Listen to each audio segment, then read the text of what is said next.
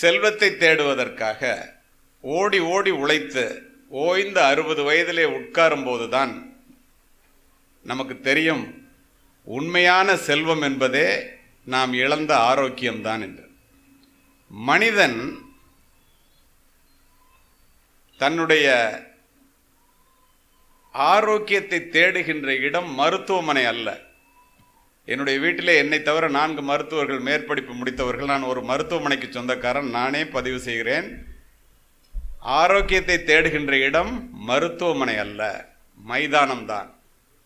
1 கோடி ரூபாயை கொடுத்து கூட ஒரு சுண்டு விரலை கூட உங்களால் அப்படியே பெற முடியாது. அத்துணை சிறப்பானது உடம்பு. The true value of anything can be realized only in 2 occasions, before getting it and after losing it என்று சொல்லுவார்கள். நமக்குள்ள உடம்புல இருக்கிற அந்த அருமை நல்லா இருக்கும்போது தெரியாது, அது கெட்டு போனதுக்கு அப்புறம் தான் தெரியும். ஐசியூவில் இருந்த ஒரு பெரிய மனிதர் டிஸ்சார்ஜ் ஆக போகும்போது பில்லை கொடுத்தோன்னா அழுதார் குலுங்கி குலுங்கி. மிகப்பெரிய மனிதர். ஏங்க பில் அதிகமாக பில் இருக்குங்கிறதுக்காக அழுகிறீங்களான்னாரு. அப்படி இல்லைங்க, நான் 1 வாரம் ஐசியூவில் இருந்ததுக்கு 2 லட்ச ரூபா சார்ஜ் பண்ணியிருக்கிறீங்க இந்த மூச்சை நான் சுவாசிக்கிறதுக்கு, செயற்கை மூச்சின் மூலம் சுவாசிப்பதற்கு. ஆனால் நான் 70 வருஷம் வாழ்ந்திருக்கேன் 10 பைசா இல்லாமல். இந்த இறைவன் இந்த சுவாசிக்கிறதுக்குரிய வாய்ப்பு இப்படி கொடுத்துருக்காருன்னா நான் நன்றி சொல்லணுமா இல்லையா, அதை நினச்சி அழுதேன்னாராம். அப்போ நீங்கள் யோசித்து பாருங்கள், இந்த உடல் எவ்வளவு அற்புதமானது என்று, உடலை பேணி பாதுகாப்பது எவ்வளவு அவசியம் என்று. அது மட்டுமல்ல, எவன் ஒருவன் தன்னுடைய உடலை பேணி பாதுகாக்கிறானோ அவன் ஒழுக்கமாக இருப்பான் என்பது சொல்லப்படாத ஒரு உண்மை. அதையும் மீறி இவ்வளவெல்லாம் சொன்னதுக்கப்புறமும் எனக்கு ஒரு நாளைக்கு 1 மணி நேரம் இந்த உடற்பயிற்சி செய்வதற்கு எனக்கு நேரம் இல்லை, நான் ரொம்ப பிஸியாக இருக்கேன் அப்படின்னு நாம் சொன்னால், விவசாயத்திலே உழைப்பவர்களுக்கு அதை பற்றி சொல்ல வேண்டியதில்லை. இப்போது அங்கும் உழைப்பு குறைகிறது. ஆனால் உடலை பாதுகாப்பதற்கு நீங்கள் 1 மணி நேரம் செலவு செய்யவில்லை என்றால், கள்ளக்குறிச்சியிலேருந்து நான் மெட்ராஸுக்கு ரொம்ப அவசரமாக போகிறேன், எனக்கு பெட்ரோல் போடக்கூட நேரம் இல்லை, அவ்வளோ பிஸி நான் அப்படின்னா, உங்களுடைய பயணம் எப்படி பாதியிலேயே தடைப்பட்டு போய்விடுமோ நண்பர்களே, இந்த வாழ்க்கை பயணமும் பாதியிலேயே தடைப்பட்டு போய்விடும். அப்போ என்ன செய்யணும்?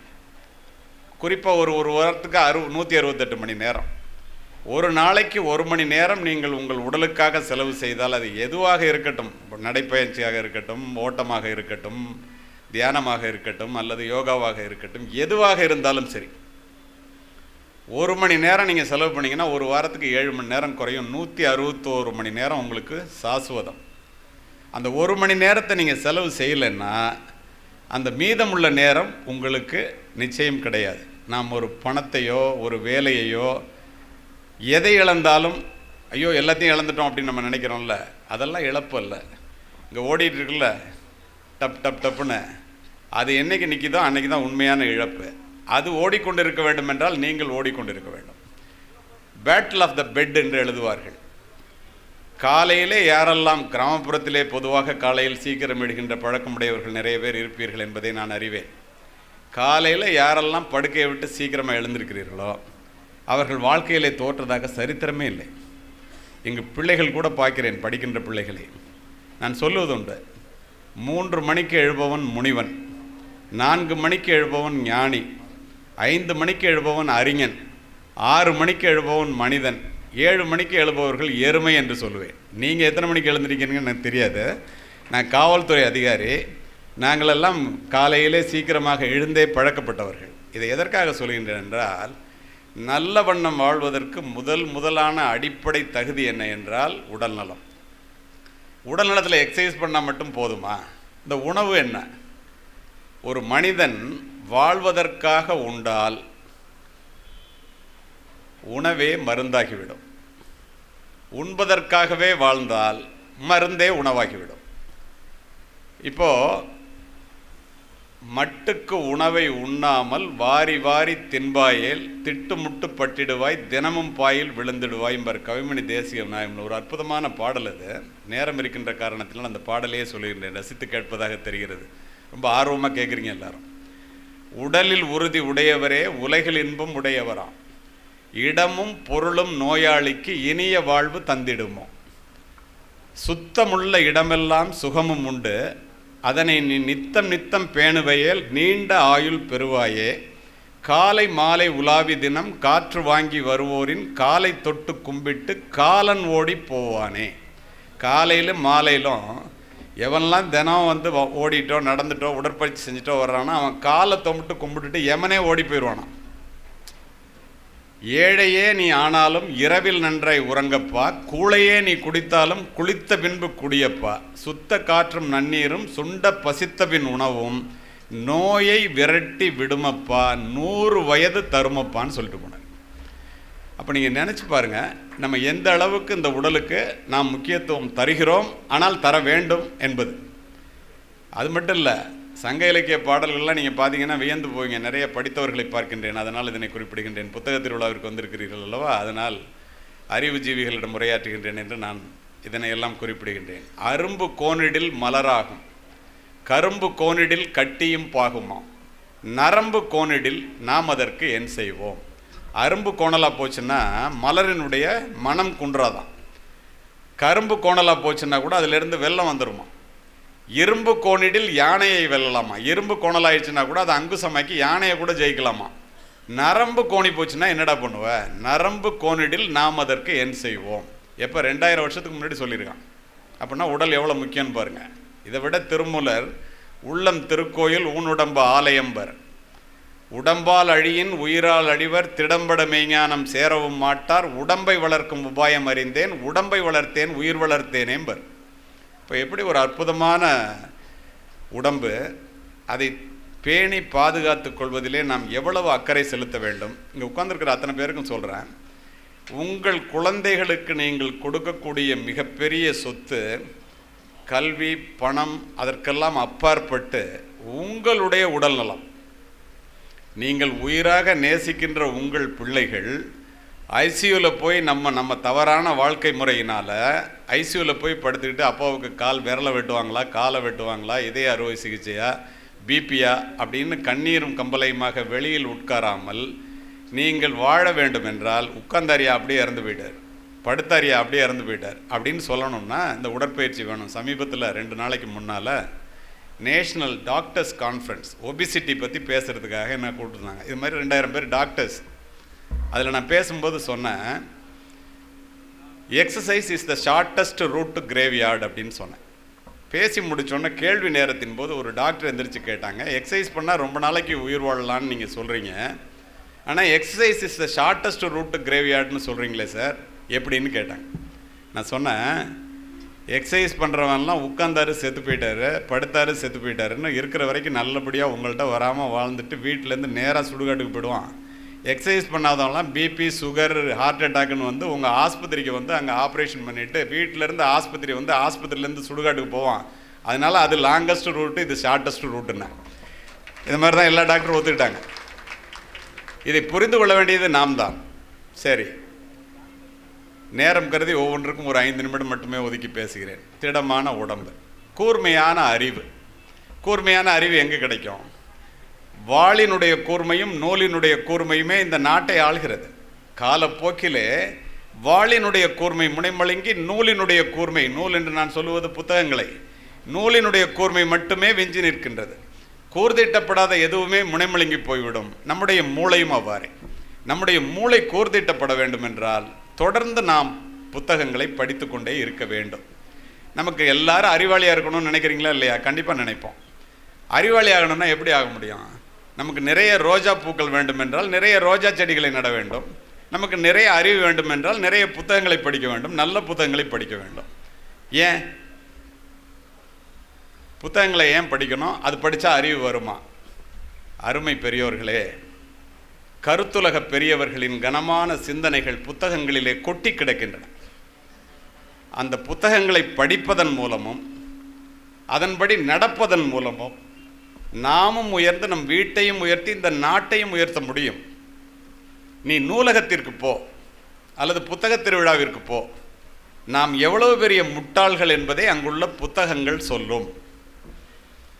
ஏன்?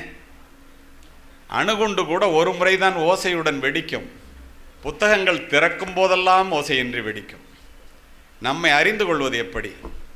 மனிதர்களை புரிந்து கொள்வது எப்படி? உலகத்தை தெரிந்து கொள்வது எப்படி, வாழ்க்கையை அறிந்து கொள்வது எப்படி, போராட கற்றுக்கொள்வது எப்படி, தோல்வியில் துவண்டு விடாமல் இருப்பது எப்படி, வெற்றியில் வீழ்ந்து விடாமல் இருப்பது எப்படி, அத்துணையையும் புத்தகங்கள் சொல்லித்தரும். அதுதான் புத்தகங்களினுடைய பெருமை. அதனால்தான் படிக்காமல் இருப்பதை விட பிறக்காமல் இருப்பதே மேல் என்றான் பேரறிஞன் பிளேட்டோ. அறியாமை என்பது வெட்கப்பட வேண்டிய ஒன்று, அறிந்து கொள்ள விருப்பம் இல்லாமல் அதனை விட வெட்கக்கேடு என்றான் பெஞ்சமின் பிராங்க்லின். அப்படி என்றால் இத்துணை பேர் சொல்லிவிட்டு சொல்லியிருக்கிறார்களே, முதுமையை முன்னிட்டு முன்னதாக செய்து வைத்துக் கொள்ளும் பாதுகாப்பு பணிகளிலேயே ஒன்று கல்வி, படிப்பு சொன்ன ஒரு மகாத்மா காந்தி. இத்துணை பேரும் சொல்லிவிட்டு போயிட்டார்கள். இந்த புத்தகங்கள் என்ன செய்யும்? பிக்காசோவினுடைய ஓவியத்தை விட, பீத்தோவனினுடைய இசையை விட, ஹியூகோவினுடைய ஒரு வாக்கியம், கதையினுடைய ஒரு கடைச்சொல், கம்பளினுடைய ஒரு செய்யுள், பாரதியினுடைய ஒரு பாட்டு, கண்ணதாசனினுடைய ஒரு வரி, எங்களை போன்றவர்களுடைய ஒரு உரை உங்களுடைய வாழ்க்கையே புரட்டி போட்டுவிடும். அதுதான் இந்த புத்தகங்களினுடைய மாபெரும் சிறப்பு. அதுதான் இதை புரிந்து கொண்டு படிக்க வேண்டியது நாம் தான்.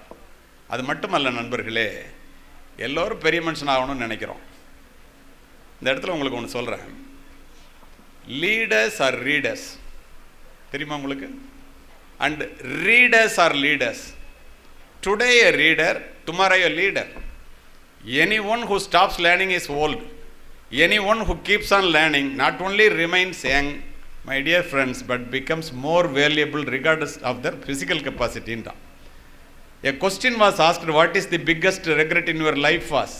The talks of superstar Larry King replied, I should have been better rooted through the great books in my early days. நான் உலகத்தில் ஒரு பெரிய ஞானி, அறிவாளி, லாரி கிங்னு பேர். அவன்கிட்ட உன் வாழ்க்கையில் நீ சின்ன வயசில் செஞ்ச பெரிய தப்பு என்னடான்னு, எந்த சப்ஜெக்டை கொடுத்தீங்கனாலும் கையில் பேப்பர் இல்லாமல் 1 மணி நேரத்துக்கு மேலே பேசக்கூடியவன். அவன்கிட்ட போய் கேட்குறாங்க, நீ செஞ்ச பெரிய தப்பு என்ன வாழ்க்கையில் அப்படின்னு. அவன் சொல்கிறான், புத்தக திருவிழாவில் புத்தகங்கள் வாங்க வாய்ப்பு இருந்துச்சு, நூலகத்தில் புத்தகங்கள் கொட்டி கிடந்துச்சு, நான் படித்த கல்லூரியில் நூலகம் இருந்துச்சு, அவ்வளோ புத்தகம் இருந்து நான் படிக்காமல் விட்டான், தாண்டா நான் செஞ்ச பெரிய தப்புன்னு. எவ்வளோ படிச்சிருக்கலாம்? யார் சொல்கிறா? உலகத்திலேயே பெரிய அறிவாளியாக பேசுகிறவன் சொல்கிறான், நான் இன்னும் புத்தகங்களை படிக்காமல் விட்டது தாண்டா நான் செஞ்ச தப்புன்னு. அப்போ நம்ம என்ன செய்கிறோம்? என்ன செய்யணும்? யோசித்து பாருங்கள். அந்த அளவுக்கு இந்த புத்தகங்கள் நம்முடைய வாழ்க்கையை புரட்டி போடும். உங்களுக்காக மட்டும் நான் இதை சொல்லவில்லை, இது அடுத்த தலைமுறைக்கு மடைமாற்றம் செய்ய வேண்டியது. இந்த புத்தக திருவிழா ஒரு தமிழக அரசு நடத்துது.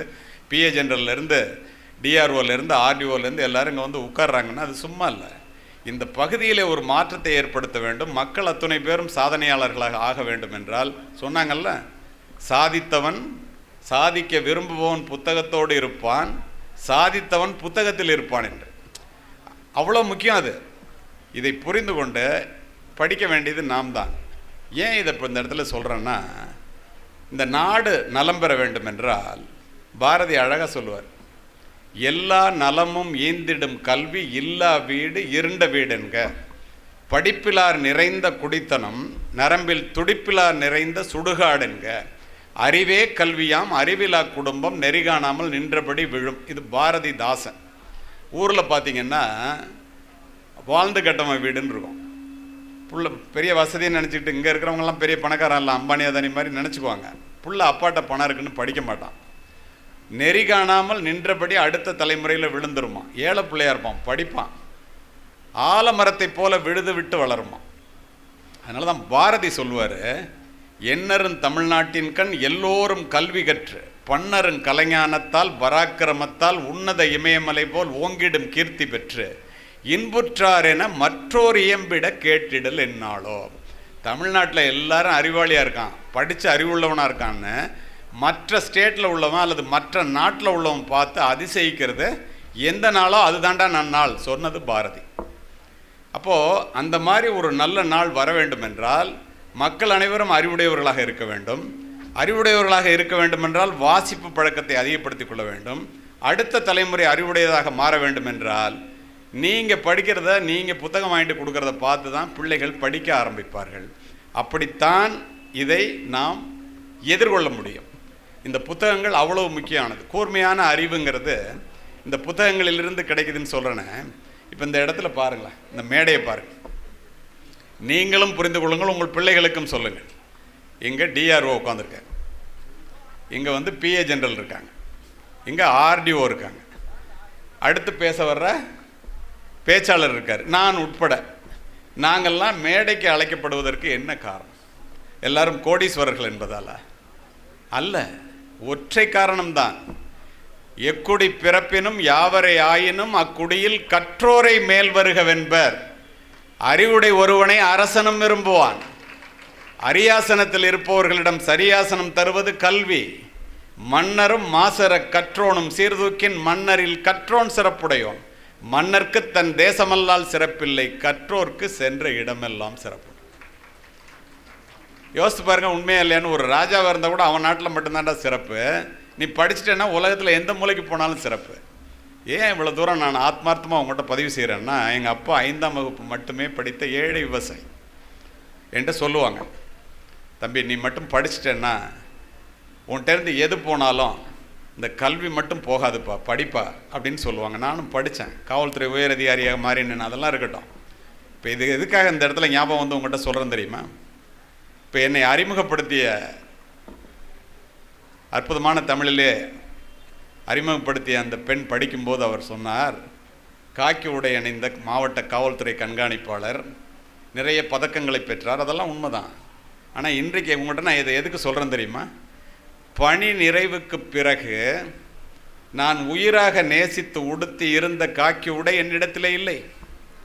நான் வாங்கிய பதக்கங்கள் ஜனாதிபதி அப்துல் கலாம் அவர்களிடம் பெற்ற பதக்கம் உட்பட இப்போது என்னுடைய மார்பகத்தை அலங்கரிக்கவில்லை. ஆனால் என் தந்தை சொன்னதைப் போல நான் படித்த கல்வி மட்டும் என்னிடத்திலேயே இருக்கின்ற காரணத்தினால் உலகம் முழுவதும் சென்று உரை நிகழ்த்துகின்றேன். இன்று உங்கள் முன் நின்று கொண்டிருக்கின்றேன். உண்மையா இல்லையா யோசித்து பாருங்க. படிக்க வேண்டுமா இல்லையா? நம்ம பிள்ளைகள் படிக்க, எவனாவது வந்து படித்தா பெரிய ஆளடா, படித்தா மட்டும் என்ன எல்லாம் வேலையில் சொன்னால் தயவுசெய்து நம்பாதீங்க. படிக்காதவன் யாரா பெரிய ஆள்னு நீங்கள் கேளுங்க. உடனே காமராஜர் படித்தாராம்மா. காமராஜர் வந்து பள்ளிக்கூடத்துக்கு போய் படிக்கல ஒழிய எவ்வளோ புத்தகங்கள் படித்தாருன்னு அவருக்கு தெரியாது. கலைஞர் படித்தாராம்மா. கலைஞர் என்னென்னலாம் படித்தார், என்னென்னலாம் எழுதினார் அப்படின்னு அவனுக்கு தெரியாது. பள்ளிக்கூடத்தில் போய் பட்டம் வாங்கலாம், அதான் அவனுக்கு தெரியும். எம்ஜிஆர் படித்தாராம்மா அப்படி சொல்கிறேன். ஆனால் 10 பேருக்கு மேலே சொல்ல முடியாது அவனால். நீங்கள் வேணால் நான் சேலஞ்ச் பண்ணுறேன். ஆனால் படித்தவர்கள் கோடிக்கணக்கான பேர் இந்த உலகத்தை ஆளுகிறார்கள். இங்கே உட்கார்ந்துருக்கிற அத்தனை பேர் தான் அந்த மாவட்டத்தை ஆட்சி செய்கிறார்கள். படிப்பு தான். அதனால் எவனாவது புரியாமல் வந்து சினிமாவில் இருக்கிறவங்களாம் வந்து நீ எல்லாம் படிக்க வேண்டாம்டா அப்படின்னு சொன்னான்னா அவன் பிள்ளை என்னடா பண்ணுறான்னு கேளுங்க. நல்ல இங்கிலீஷ் மீடியம் ஸ்கூலில் போய் படிக்க வச்சுருப்பான். தயவுசெய்து நம்பாதீர்கள். படித்தால் மட்டுமே இந்த பாரதத்தினால் பாரினை ஆள முடியும் என்று படித்து படித்து சொல்லி மேடையில் இறந்தே போனவர் மேதகு மாமனிதர் அப்துல் கலாம் அவர்கள். இதை புரிந்து கொள்ள வேண்டியது நாம் தான்.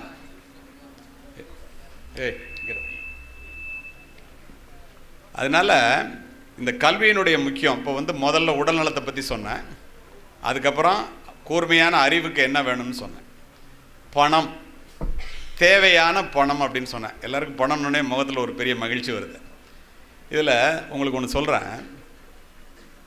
பணம் வேணுமா வேண்டாமா, பணம் எவ்வளவு வேணும், இது வந்து யாருக்குமே வந்து ஒரு புரியாத புதிராகவே ஓடிக்கொண்டிருக்கிறது. நம்ம பொது புத்தியில் என்ன சொல்லி வளர்த்துட்டாங்கன்னா, தவறான வழியிலே பணம் சம்பாதிக்கின்ற அரசியல்வாதிகளும் சர்வசாதாரணமாக நடிப்பின் மூலமாக கோடி கோடியாக குவிக்கின்ற நடிகர்களையும் பார்த்துட்டு பணம் வச்சிருக்கிறவங்களாம் அயோக்கிய, தப்பாக சம்பாதிச்சிருப்பான் அப்படிங்கிற ஒரு பொது கருத்து இருக்குது. தயவுசெய்து அதை நம்பாதீர்கள். உங்களுக்கு நான் வாழ்க்கை மண்ணில் நல்ல வண்ணம் வாழ்வதற்கு என்ன தேவை என்பதை ஆத்மார்த்தமாக அறிவுபூர்வமாக உங்களிடம் சொல்லிக் கொண்டிருக்கின்றேன். வள்ளுவர் சொல்கிறாரு, செய்க பொருளை செருணர் செருக்கு அறுக்கும் எஃகு அதனினும் கூறியது இல். என்ன அர்த்தம்னா, பொருளை செய்டா, பணத்தை குவி. அந்த பணம் தான் உன்னுடைய எதிரியை, அவனுடைய திமிரை அறுப்பதற்கு அதை விட கூர்மையான வாழ் ஒன்றும் இல்லை. யார் சொல்கிறார்? திருவள்ளுவர் சொல்கிறார்.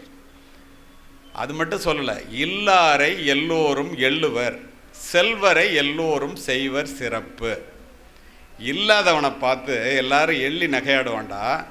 உன்கிட்ட பணம் இருந்துச்சுன்னா எல்லாரும் உன்னை சிறப்பு செய்வான். உண்டா இல்லையான்னு உங்களுக்கு தெரியும். அடுத்து என்ன சொல்கிறாரு? பொருளல்லாரை பொருளாக்கும் பொருள் அல்லது இல்லை பொருளுங்கிறார். அதாவது ஒரு பொருட்டே இல்லாதவனை கூட அவன் பணம் வச்சுருந்தான்னா அவனை ஒரு பொருட்டாக மதிக்க வச்சிருமா அந்த பணம். அதனால் பணம் வேணும், பணத்தை சம்பாதிக்கணும். இப்படி சொன்ன வள்ளுவர் பின்னாடி சொல்கிறத நீங்கள் அவசியம் தெரிஞ்சுக்கணும். அந்த பணத்தை எப்படி சம்பாதிக்கணும்னு சொல்கிறார். எப்படி? சிறப்புடை மரபின் பொருளும் இன்பமும் அறத்து வழிபடும். சிறப்பான ஒரு குடும்பத்தில் ஒருத்தன் பணம் சம்பாதிச்சு பணக்காரனாகி அமைதியாகவும் மகிழ்ச்சியாகவும் வாழணும்னா அந்த பணம் உழைத்து முறையான வழியிலே வந்த பணமாக இருக்க வேண்டும். இது புறநானூறு. வள்ளுவர் என்ன சொல்கிறாரு? அரண் ஈனும் இன்பமும் ஈனும் திறனறிந்து தீதின்றி வந்த பொருள் அப்படிங்கிறார்.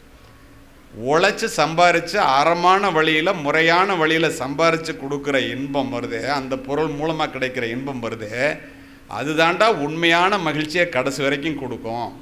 அதனால் சம்பாதிக்கிறத முறையான வழியில் இதை சொல்கிறது வள்ளுவர். அதோட நேரத்தில் அவர் ஈன்றாள் பசிகாண்பாள் ஆயினும் செய்யற்க சான்றோர் பழிக்கும் வினை. பெற்ற தாய் பசியோடு இருந்தால் கூட தப்பான முறையில் பணம் சம்பாதிக்கணும்னு நினைக்காத. ஏன்னா அழக்கொண்ட செல்வம் அழப்போம்.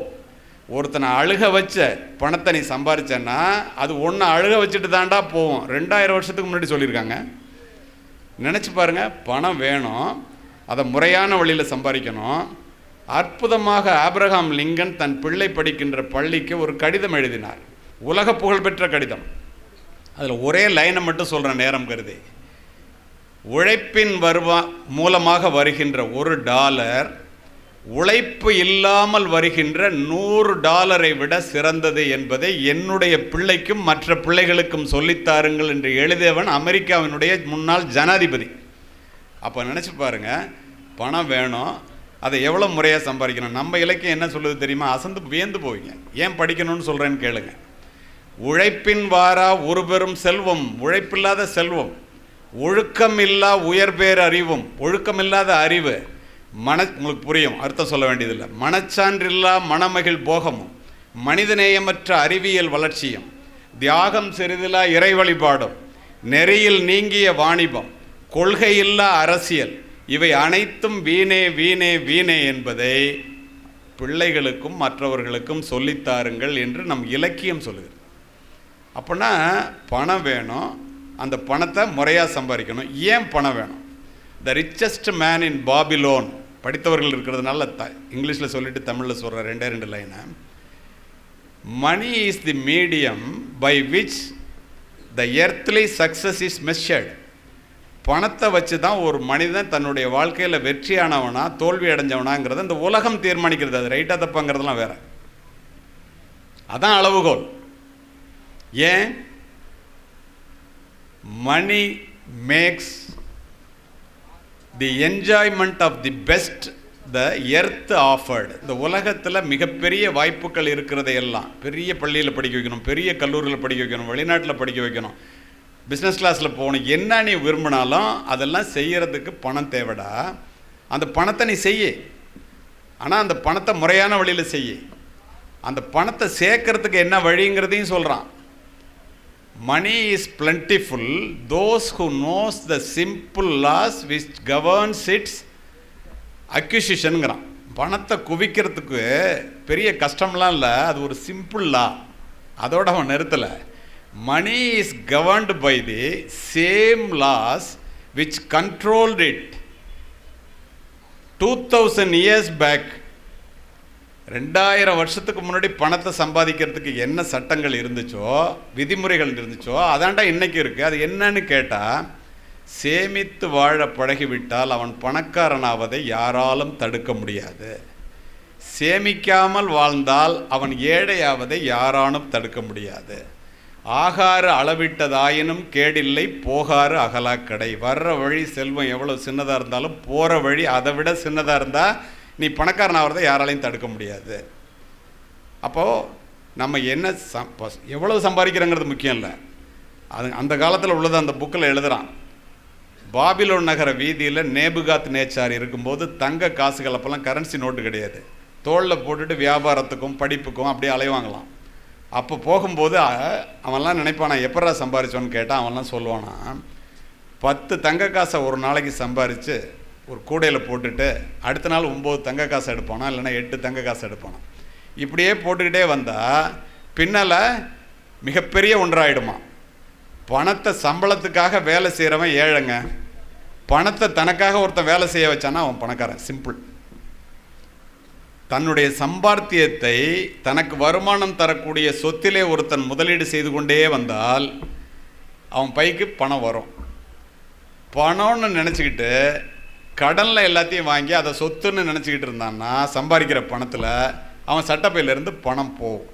உங்களுக்கு சொல்கிறேனே, கூட்டத்தில் நானே இறையன்பு சார்லாம் சொல்கிறது உண்டு. 1 to 5 என்ன தெரியுமா? அது ஒரு பொண்ணை கல்யாணம் பண்ணிக்க வேண்டியது, 2 குழந்தைங்கள பெற்றுக்க வேண்டியது, ஒரு 3 பெட்ரூம் வீடு பேங்க்கில் லோன் போட்டு இஎம்ஐயில் வாங்கிக்க வேண்டியது. அது பேங்க்காரன் சொத்து, நம்ம வீடு இல்லைன்னு தெரியாது. ஒரு 4 வீலர் காரு, அதுவும் இஎம்ஐயில் வாங்கிக்க வேண்டியது பேங்க் லோனில். இந்த வாங்கின வீட்டில் என்ன பொருட்கள்லாம் வேணுமோ சோஃபா செட்லேருந்து கிரெடிட் கார்டு வாங்கி அதில் வாங்கி போட்டுக்க வேண்டியது. ஒரு 5 டிஜிட் சம்பளம் வாங்கிக்க வேண்டியது. வாழ்க்கை பூரா இஎம்ஐ கட்டியே செத்துற வேண்டியது. இதற்காக கொடுக்கப்பட்டது அல்ல இந்த வாழ்க்கை. ஆரம்பத்திலேயே இதெல்லாம் வேண்டும் என்று நினைக்காமல் பணத்தை சிறுக சிறுக சேர்த்து பெரிய முதலீடுகள் பண்ணி கொஞ்சம் கொஞ்சமாக போட்டு அதுலேருந்து வருமானம் வர்ற மாதிரி நீங்கள் ரிட்டையர்ட் ஆகும்போது இப்போ என்ன சம்பாதிக்கிறீங்களோ, ரிட்டையர்ட் ஆனதுக்கப்புறம் நீங்கள் சேர்த்து வைத்திருக்கிற பணத்தை முதலீடு செய்த இடத்திலிருந்து இந்த பணம் வரும்படியாக நீங்கள் செய்து கொண்டால் நீ தாண்டா வாழ தெரிஞ்சவன், அதாண்டா ஃபினான்ஷியல் நாலெட்ஜுங்கிறோம். கிராமப்புறத்தில் புத்தக திருவிழாவில் இந்த பணத்தை பற்றி நான் பதிவு செய்கிறதுக்கு அர்த்தம் உண்டு. தவறான வழியில் பணம் சம்பாதிக்கிறான்ல, அதை பற்றி என்ன சொல்லியிருக்காங்க தெரியுமா இலக்கியத்தில்?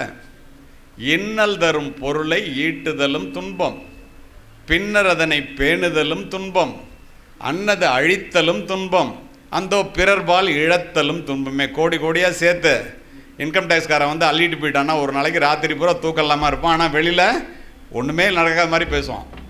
உண்டா இல்லையா? நீங்கள் பாருங்கள். சரி, பாடுபட்டு பணத்தை தேடி புதைத்து வைக்கும். யாரால் நம்மளால் புதைச்சி வைக்க முடியுமா? நமக்கு இன்னைக்கு நாளைக்கு என்னங்கிறதுலே ஓடும். பாடுபட்டு பணத்தை தேடி புதைத்து வைக்கும் கேடுகட்ட மானிடரை கேளுங்கள், கூடுவிட்டு ஆவிதான் போயின பின் யாரே அனுபவிப்பார் பாவிகால் இந்த பணம். ஏண்டா நீ செத்து போயிட்டனாக்க நாளைக்கு இப்படி புதைச்சி வச்சுட்டு போகிற பணத்தை யார் அனுபவிப்பாங்க? இங்கிலீஷில் சொல்லுவாங்க, we are coming with nothing, we are going with nothing, in between we are fighting for everything. People wants everything permanent for the temporary life பாங்க. நிலையில்லாத வாழ்க்கைக்கு நிலையான செல்வம்னு எல்லாத்தையும் நினச்சிட்டு இருக்கானு உங்களுக்கு தமிழில் சொன்னால் புரியும்னா, பாரதிதாசன் அழகாக சொல்லுவார், இயற்கை அன்னை படைத்ததெல்லாம் எல்லோருக்கும் சொந்தமடா, உனது எனது என்பதெல்லாம் இடையில் மாறும் பந்தமடா, உனக்கு முன்னே இருந்த நிலம் ஊருக்காக கொடுத்த நிலம் உனக்கு பின்னும் இருக்குமடா, உரிமை என்றால் சிரிக்குமடா. மாதிரி என்ன அர்த்தம்னா, இந்த வீடு என்னது, இந்த நிலம் என்னது அப்படின்னு புலகாங்கிதப்படுறோம்ல, அந்த நிலம் நம்மளை பார்த்து சிரிக்குமா? முட்டாப்பையில் நான் முதல்ல வேற ஒருத்தனதாக இருந்து இப்போ தாண்டா உன்கிட்ட வந்திருக்கேன், நீ கொஞ்ச நாளில் போயிடுவேன், ஆனால் நான் அங்கே தான் இருப்பேன், நான் நாளைக்கு இன்னொருத்தனை ஆகிடுவேன், என்னை பார்த்து ஒன்றுதுங்கிறியடா, நீ தாண்டா என்னது, நீ என்னிட்ட தான் வரணுங்கம்மா. எப்படிலாம் சொல்லி வச்சுட்டு போயிருக்காங்க பாருங்க. இதை ராபின் சர்மாவும் கண்ணதாசனும் சொல்கிறத சொன்னோன்னா உங்களுக்கு ஆச்சரியமாக இருக்கும். கண்ணதாசன் சொல்லுவார், 6 ரூபாய் சம்பளத்துக்கு நான் காரைக்குடியில் மளிகை கடையில் பொட்டணம் அடிச்சிட்டு இருப்பேன். அவரை மாதிரி உண்மையை அப்படியே சொல்கிறது யாராலையும் முடியாது. அப்படியே சொல்லுவார், மானுட இனத்தை ஆட்டி வைப்பேன், அவர் மாண்டு விட்டால் அதை பாடி வைப்பேன், நான் நிரந்தரமானவன் அழிவதில்லை, எந்த நிலையிலும் எனக்கு மரணம் இல்லைன்னு பதிவு செஞ்சவன் இன்னைக்கு வரைக்கும் கண்ணதாசனை பேசாமல் எவனும் பேச முடியாது. அப்போது தன்னை பற்றி கண்ணதாசன் என்ன சொன்னார் தெரியுங்களா? தான் பெற்ற பிள்ளையை ஏன் பெற்றோம் என்று தான் தாயன்று மாண்டு போனாள். இந்த பிள்ளையை எதுக்குடா பெற்றோன்னா அவங்க அம்மா செத்து போயிட்டாங்களாம். தந்தையும் இப்பிள்ளை உருப்படாதென்று தான் தணலிலே வெந்து போனான். ஊன் பெற்ற உடம்பிலே உயிர் தந்த இறைவனும் உயரத்தில் ஒளிந்து கொண்டான்.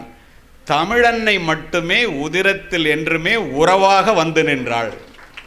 இந்த தமிழ்னால தாண்டா நான் வாழ்கிறேன் பேர். அப்படி சொன்ன கண்ணதாசன் சொல்கிறாரு, 6 ரூபா சம்பளத்துக்கு காரைக்குடியில் பொட்டலம் அடிச்சிட்டு இருந்தேன், 100 ரூபா சம்பாதிச்சாதான் நம்ம வாழ முடியும்னு நினச்சி கையில் ஒரு கருப்பு பெட்டியோட கண்ணகி சிலைக்கு கீழே போய் சென்னையில் படுத்திருந்தேன். காவல்துறை அதிகாரி வந்து தட்டி எழுப்பினான். அவர் சொல்கிறது அப்படியே சொல்கிறேன்.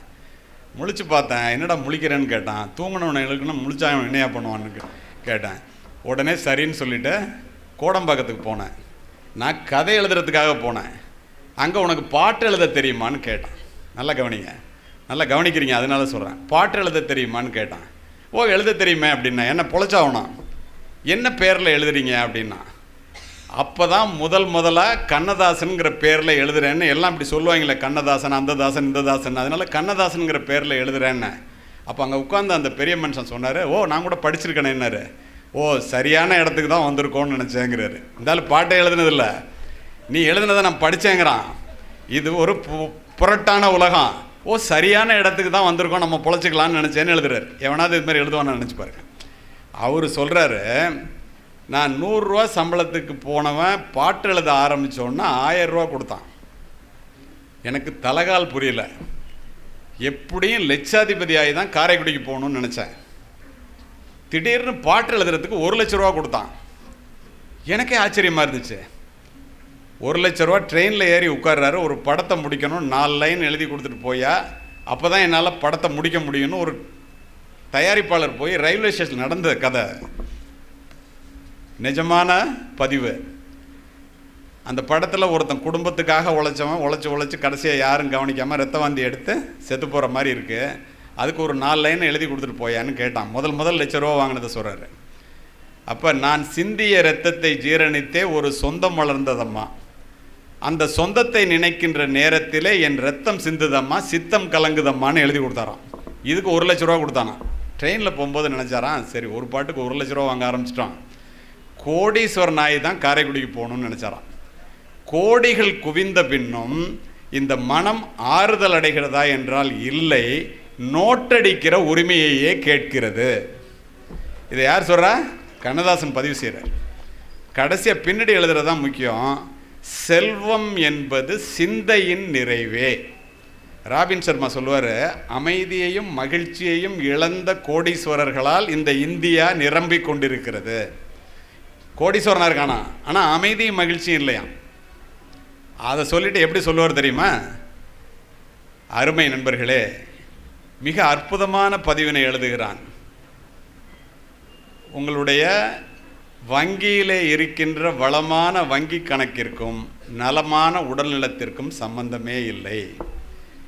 ஊருக்கு நடுவிலே பெரிய வீட்டை கட்டுவதற்கும் வீட்டிற்கு நடுவில் நல்ல குடும்பம் நடத்துவதற்கும் சம்பந்தமே இல்லை. இன்னும் புரிகிற மாதிரி சொல்லணும்னா, பிபி ஏறின உடம்போட BMW காரில் அப்பல்லோ ஹாஸ்பிட்டலுக்கு விறுவிறுக்க போகிறத விட கள்ளக்குறிச்சியில் மாவட்ட ஆட்சித்தலைவர் நடத்துகிற புத்தக திருவிழாவுக்கு சைக்கிளில் வர்றவன் கோடீஸ்வரன். இதில் எந்த விதமான மாற்று கருத்தும் இல்லை. இனி யோசித்து பாருங்க, நான் சொல்கிறது உண்மையா இல்லையான்ட்டு. இப்படியெல்லாம் சொல்லி வைத்து விட்டு போனவர்கள் நம்முடைய பெரியவர்கள். பணம் வேணும், அதை முறையான வழியில் சம்பாதிக்கணும். தப்பான வழியில் சம்பாதிக்கிறவன் நிம்மதி இழந்து அமைதி இழந்து செத்து போவான். கெட்ட பேரோட உடல்நலம் குன்றி குடும்பத்தையே இழந்துடுறான். இதெல்லாம் நடக்கிறத கண்ணால் பார்த்துக்கிட்டு இருக்கோம். எப்படியெல்லாம் நடக்குதுங்கிறத சொல்ல வேண்டியதில்லை உங்களுக்கு.